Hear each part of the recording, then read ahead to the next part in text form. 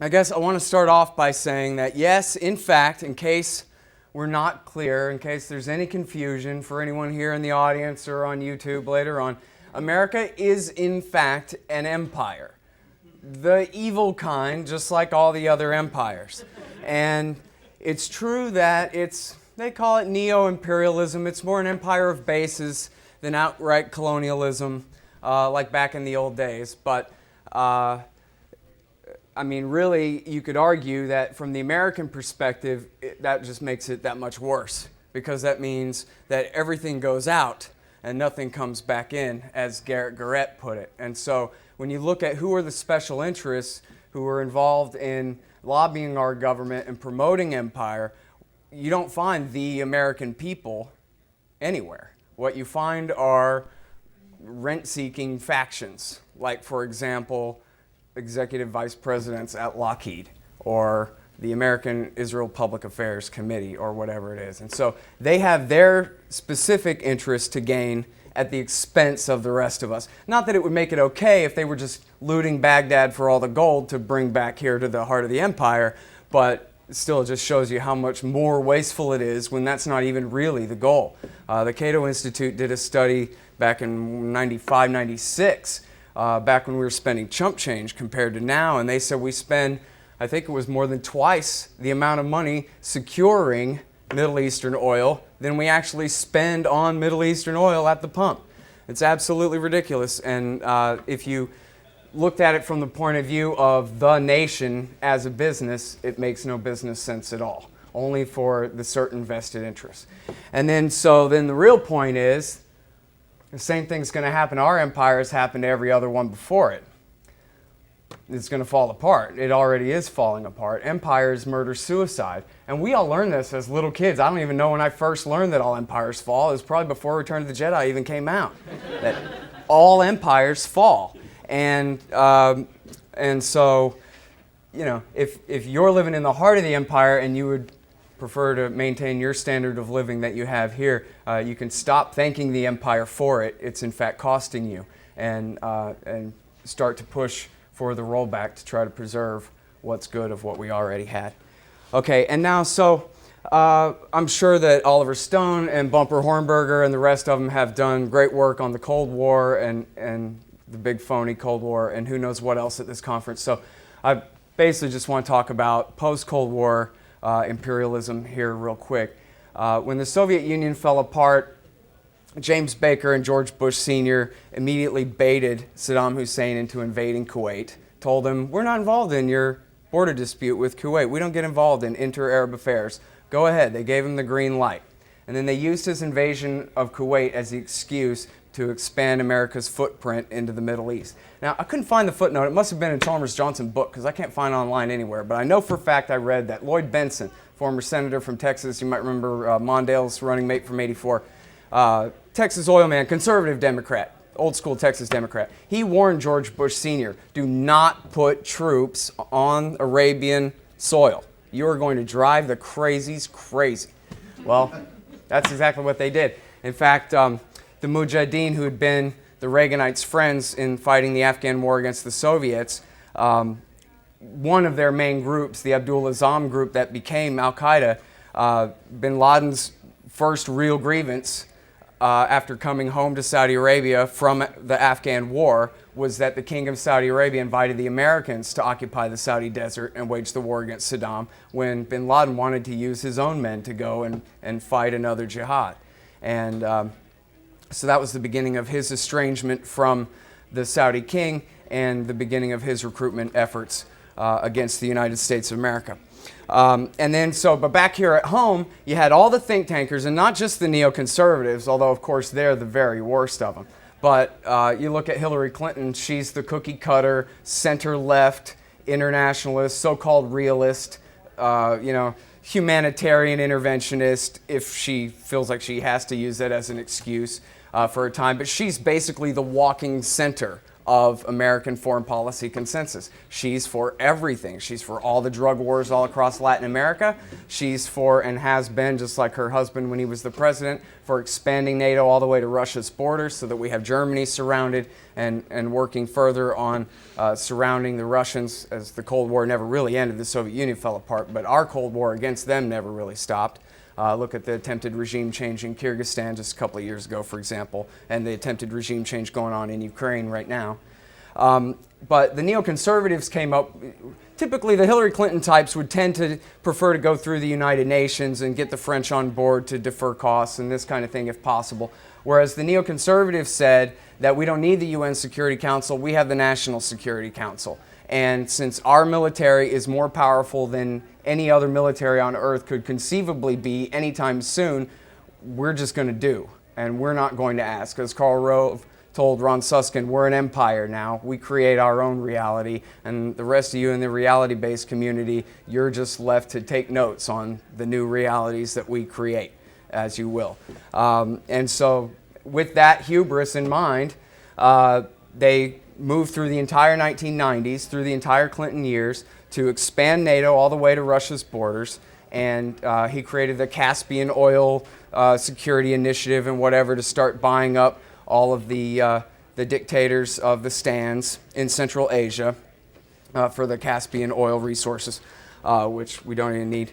And anyway, they created this thing in 1991 after the first Gulf War called the Defense Planning Guidance. And what it said was, we'll never let any nation or any group of nations anywhere on the planet Earth combine together to even begin to look at us funny, like they think that they could even ever match our military might. We will bomb them off the face of the earth long before they ever even get there. That's it. Permanent, benevolent global hegemony, as Robert Kagan and William Crystal call it. We will rule the world, and no one will ever, which is a really long time, challenge that power, and we just won't let them. So that's what's led to the terror war, is the, obviously not the NATO expansion in Europe so much as the expansion of the empire across the Middle East. And if you ask Ramzi Youssef, who did the first World Trade Center bombing, or any of the Al-Qaeda guys that did any of the attacks after that, there was a National Guard barracks in Saudi Arabia attacked in 1995, then the Khobar Towers attack, which Bill Clinton blamed on Iran because that's what Israel wanted, in 1996, which was actually Osama bin Laden did it. And then there's the Africa Embassy attacks of 1998 in Dar es Salaam, Tanzania, and Nairobi, Kenya, and then an attempted destroyer attack, and then the successful attack on the Cole, etc. And all of these guys, all of the honest policemen and intelligence agencies around these cases, and all of the paperwork and the rumors and the interviews and anything coming out of any of these attackers said that what they're doing is they're targeting the United States because the United States of America is already at war with them. And that is by way of support for the Israeli government and their permanent occupations of Lebanon and Palestine, which they finally pulled out of Lebanon in 2000, but we're talking about back then. And of course, the bombing of Iraq and the blockading of Iraq from the bases in Saudi Arabia, which killed 1 million civilians in the 1990s. And even though bin Laden himself was a murderer, and no one should take his word for anything, what's important for our purposes is that we understand what it was that he told people to recruit them. How did he get them to join his cause? When the Ayatollah Khomeini denounced miniskirts in primary elections, nobody cared in the 1980s. But bin Laden cited specific foreign policies of the United States of America that had to be avenged, and he was able to recruit guys to do that avenging. It's also the fact that Mohammed Atta, the ringleader of the 9/11 attack, the head hijacker here in the United States, filled out his own last will and testament in 1996 during Operation Grapes of Wrath, Israel and southern Lebanon. It was just a couple of days later that the first Qana massacre took place. Bin Laden cited the Qana massacre in his first declaration of war against the United States. Mohammed Atta, just like Americans who went and joined the army after September 11th, he filled out his last will and testament and said, that's it, I'm joining up the war, but on their side. And then so when he and Ramzi bin al-Shibh and their friends took the trip that so many other Arabs take to Afghanistan to go through the camps, bin Laden got word that these guys have German passports. they could be very useful to us. And that's how the Hamburg cell of wannabe jihadis became bin Laden's ringleader pilots of the September 11th attack. And again, it was Israel that pushed, American support for Israel, that pushed Mohammed Atta into making that choice. And in fact, Terry McDermott, LA Times reporter, in his great book Perfect Soldiers, says that Ramzi bin al-Shibh and Mohammed Atta and all of their friends would sit around at their Hamburg apartment and do nothing but talk about Israel and how Americans must die for what Israel did today. Day after day after day, during Israel's occupation of southern Lebanon and, of course, the continuing occupation of Palestine. Okay, so then 9/11 became the excuse for all this new intervention. You all saw those planes on TV, came out of the clear blue sky. And according to the president, that's all you needed to know. According to all of the media and the entire national security state, that's all you needed to know. The 20th century is long gone and never even happened, in fact. 2001 was the first year ever, September 11th, the first day ever. And so, brand new excuse. Evildoers have come and done evil for no reason, and so now we must, avenge ourselves. And of course, with the lie being, the lie about their motive being that the only reason they attack us is because of how good we are, then that means that we have no option except to ruthlessly fight back. What are we going to do? Stop being good because they hate us? Of course not. We can't do that. I mean, don't tell Bush and Obama. But so they made it seem like, hey, we're all just innocent victims. Anything we do after this will be defense. But here's the joke. And here, I'll get the quote right for you when I tell you the joke. Bin Laden's son gave an interview to Rolling Stone magazine in the summer of 2010. He said, I was still in Afghanistan. Oh, first he compared America to the bull that chases the red scarf. Then he said, I was in Afghanistan when Bush was elected. My father, Osama bin Laden, was so happy. This is the kind of president he needs. One who will attack and spend money and break the country. I'm sure my father wanted McCain more than Obama. McCain has the same mentality as Bush. Now, of course, this is a naive take on Obama, but we understand his point, what he's getting to. But then the Rolling Stone reporter asks bin Laden's son, Omar, if he thinks that there will be any more attacks in the United States. And he replies, I don't think so. His father, Osama bin Laden, this is 2010 when he was still alive, he doesn't need to. As soon as America went to Afghanistan, his plan worked. He's already won. And so now it makes sense that if you weren't already aware, that what bin Laden was attempting to do was replicate their victory with the CIA's help back in the 1980s against the Soviet Union, against the United States. Everybody here wants to give Ronald Reagan credit. Well, you ask these guys, they give credit to Allah and, their faith in him and a good old trusty AK-47. And so his entire idea was not to scare Americans away with the September 11th attacks, that we better not mess with these hombres, but to drag us in, to bait us like Bush Sr. did to Saddam into Kuwait, to trick us into chasing them into their neighborhood where they can bog us down in their quicksand, where they can snipe down on our guys from the top of the mountains down, and where they can bankrupt the empire so that eventually the American politicians will have to bring it home. They'll have no choice but to bring it home. And then all these little separate local jihads across the Middle East can get back to work overthrowing the kings and the sultans and the military dictators that we've been backing over them all these years. And so this is why Michael Scheuer, the former chief of the bin Laden unit, says that when America invaded Iraq, that was the hoped for but the unexpected gift to bin Laden. Are you kidding me? Now you're going to get rid of Saddam for me too? And hoot and holler, and they just thought that was hilarious. In fact, you might remember right before the invasion, bin Laden put out a message saying, urging the Iraqi people to all rise up against the socialist infidel Saddam Hussein and the Americans too, when they come next week, he said. And so then what was the effect of occupying Iraq? I'm sorry, I know I'm running low on time here. The effect of occupying Iraq was, first and foremost, for the purposes of al-Qaeda terrorism, it turn the entire Anbar province and all of the Sunni Arab provinces of Iraq into completely lawless free fire zones where they've been waging war ever since their 10 years straight now. They've been at war there. Tens of thousands of young men have come from across the Middle East to train, get battlefield experience, and go back home again, just like in the 1980s in Afghanistan, the blowback which we're dealing with now.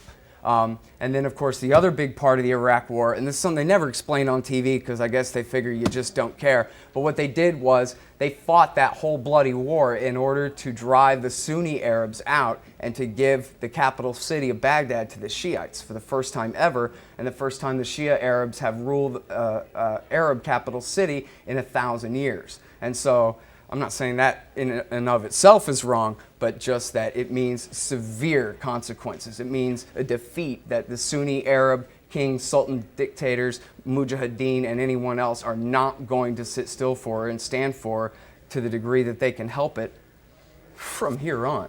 I mean, this is certainly a major provocation, a major setup for major blowback continuing to come on down the line. And as we can see from the invasion of Iraq, our sock puppet dictator in Egypt, Hosni Mubarak, was absolutely right. He warned George Bush, don't do this. You're going to create 10,000 bin Ladens. And that's exactly what he did. He spread them across the Middle East. They went home to Libya. They went home to Syria. Now, funny enough, Obama's policy, even more than Bush, is so centered around Israel first that, I almost called him Osama, Barack Obama has America backing Al-Qaeda, the Libyan Islamic Fighting Group, and Ansar al-Sharia in Libya, and backing the Islamic State of Iraq, the al-Nusra Front, and the new so-called Islamic Front in Syria. And so, you know, if you just picture a map of Asia, on September, say, 30th, 2001, Al-Qaeda was a couple of hundred guys exiled on the Durand line between Afghanistan and Pakistan. The CIA with their laser pointers and the Air Force with their daisy cutters turned all of them to dust, but 2 or 3 dozen, which for some reason Rumsfeld surrounded them on 3 sides at Tora Bora and let them escape to Pakistan. But anyway, there were just a few dozen of them literally that escaped to Pakistan in 2001. There are now thousands of Al-Qaeda guys spread because of American foreign policy, because of the American government doing everything wrong, now spread from Afghanistan all the way into Mali in Western Africa. And the consequences will continue to flow, and they will continue to be cited as excuses to carry on the exact same disastrous policies on into the future. And now to wrap up here real quick, I'm sorry that I've kind of been disjointed and gone on so long. But let me just say real quick here at the end that what people really need to understand about this at the end of the day is that we can't afford it. We spent already at least $8 trillion on the foreign empire and the homeland security state since September 11th. Those are Chris Hellman's numbers. It's actually Robert Higgs there in the back, as well as Mother Jones and the National Priorities Project, all agree we spend $1 trillion a year plus now on national security. $1 trillion a year. And here's the real rub. Error's mine, credit to Bob. They always inflate a giant bubble in order to pay for their wars, except for Korea. They did that one on a balanced budget somehow. But all the rest of the wars since World War I, they've inflated a giant bubble because if they tell you they got to raise your taxes by 30% to have a bonus war, you're going to balk and not let them do it. So what they do is George Bush, you might remember, sent you 2 different years in a row, right? He sent you a $300 rebate check in the mail. Like, here's your dividend from all the money we're making off of the Iraq war or something. You're supposed to internalize this as being for your profit somehow. But in fact, what was happening was George Bush entered into a conspiracy with Alan Greenspan to lower interest rates through the floor, to put the lead foot on the gas pedal and inflate a massive bubble, which, thank God, popped in 2008 and not in 2009. George Bush almost made it out of office with that thing crashing on somebody else's watch. But that's the cost of the Iraq war, is your time spent in the unemployment line. You don't remember them raising your taxes, but you're sitting there staring at your feet, shuffling, wondering if you can get some part-time work. That's your cost of killing 1 million Iraqis. So I hope you had a really good time. It's a hell of a price to pay. And as I'm sure John really covered this, in much more detail than I will be able to, we've lost so much liberty here. And one of the things that bin Laden was trying to do, in his own words, was to create for us in America a choking life, meaning so many cops that we just can't stand it anymore. So much police state, so much national security agency that we finally just say, you know what, we don't even want an empire. And so I'm not saying that we should give in to terrorists and do what they say, but it just happens to be the right thing to stop doing the wrong thing anyway.